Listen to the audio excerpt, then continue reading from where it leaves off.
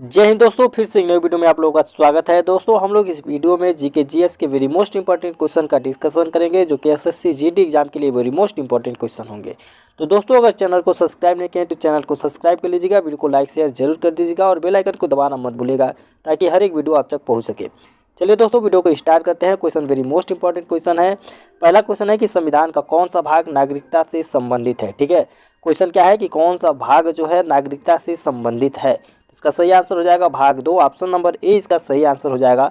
भाग 2 जो है वह भारत की नागरिकता से संबंधित है। ठीक है, तो भारतीय संविधान के भाग 2 यानी कि अनुच्छेद 5 से 11 तक नागरिकता का उल्लेख किया गया है। ठीक है, याद रखिएगा, नागरिकता लोकतंत्रात्मक राज्य व्यवस्था के अपरिहार्य सिद्धांत को कानूनी स्वरूप प्रदान करता है। ठीक है, अगला क्वेश्चन है कि भारतीय संविधान में निम्न में से कौन सी नागरिकता प्रदान करता है। ठीक है, भारतीय संविधान निम्न में से कौन सी नागरिकता प्रदान करता है।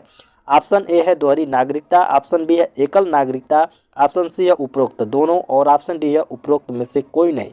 तो भारतीय संविधान जो है यह एकल नागरिकता प्रदान करता है। ऑप्शन नंबर 20 का सही आंसर हो जाएगा। ठीक है, एकल नागरिकता। आगे देखते हैं, भारतीय संविधान जो है एकल नागरिकता प्रदान करता है। याद रखिएगा, भारतीय संविधान में एकल नागरिकता का जो उपबंध है यह ब्रिटेन के संविधान से लिया गया है। तो क्वेश्चन पूछा जाता है कि एकल नागरिकता किस देश के संविधान से लिया गया है, तो इसका सही आंसर हो जाएगा ब्रिटेन। ठीक है, जम्मू कश्मीर भारत का एकमात्र राज्य है जिसके नागरिकों को जो है दोहरी नागरिकता प्रदान है। ठीक है, याद रखिएगा। अगला क्वेश्चन है कि भारतीय संविधान नागरिकता प्रदान करता है।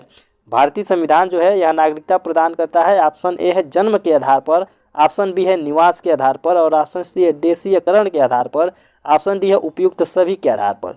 तो भारतीय संविधान जो है यह नागरिकता प्रदान करता है देशीयकरण के आधार पर। ऑप्शन नंबर सी इसका सही आंसर हो जाएगा। ठीक है, आगे देखते हैं, वर्तमान में जो है भारतीय नागरिकता 5 प्रकार से प्राप्त की जा सकती है। जैसे मान लीजिए जन्म से वंशानुगत हो, पंजीकरण हो, देशीकरण और विदेशी भूमि के अधिकरण के आधार पर। ठीक है, चलिए आगे देखते हैं। अगला क्वेश्चन है कि भारतीय संविधान के किस भाग में नागरिकों के मौलिक अधिकारों का उल्लेख किया गया है।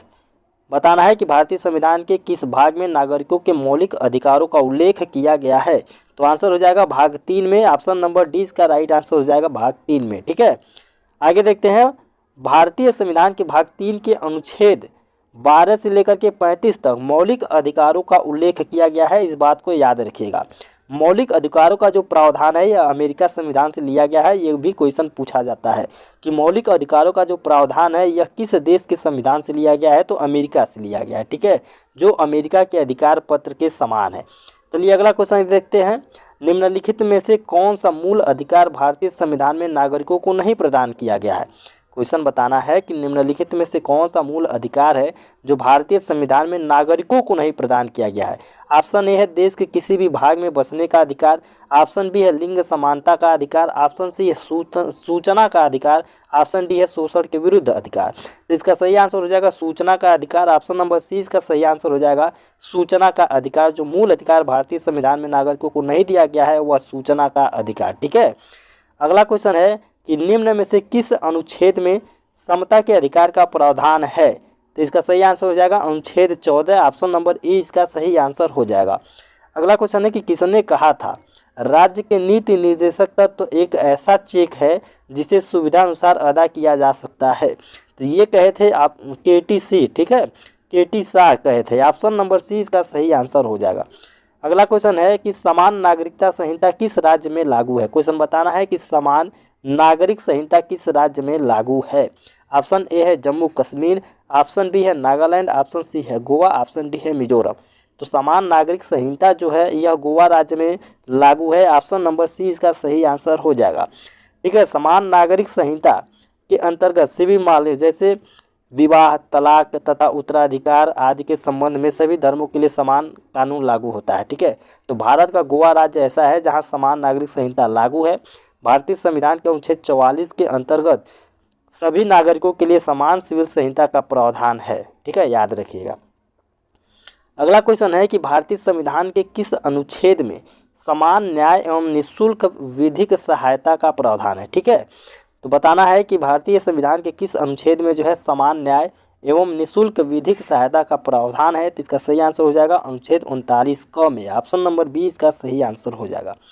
अगर तो संविधान के अनुच्छेद 39 क के अनुसार राज्य वो यह सुनिश्चित करेगा कि कानूनी व्यवस्था का संचालन जो है इस प्रकार हो कि सभी को समान रूप से न्याय उपलब्ध हो सके तथा आर्थिक रूप से कमजोर या अन्य प्रकार के निर्योग्य व्यक्तियों के लिए निःशुल्क विधिक सहायता की व्यवस्था हो। अब इसे जो है 42वें संविधान संशोधन अधिनियम 1976 द्वारा जोड़ा गया था, याद रखिएगा।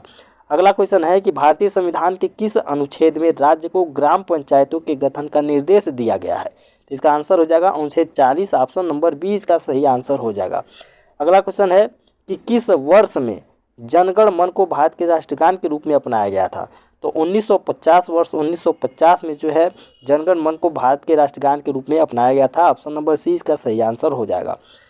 जनगण मन की जो रचना किसने किया था? तो रविंद्रनाथ टैगोर ने 1911 में की थी, याद रखिएगा। इसे संविधान सभा द्वारा राष्ट्रगान के रूप में 24 जनवरी 1950 को अपनाया गया था। राष्ट्रगान के गायन का जो समय है 52 सेकेंड है, याद रखिएगा। जनगण मन को पहली बार जो 1911 में भारतीय राष्ट्रीय कांग्रेस के कलकत्ता अधिवेशन में गाया गया था, ये बात याद रखिएगा, ठीक है। अगला क्वेश्चन है कि निम्नलिखित में से संघ संविधान समिति का अध्यक्ष कौन था? तो जवाहरलाल नेहरू थे। ऑप्शन नंबर सी इसका सही आंसर हो जाएगा, जवाहरलाल नेहरू।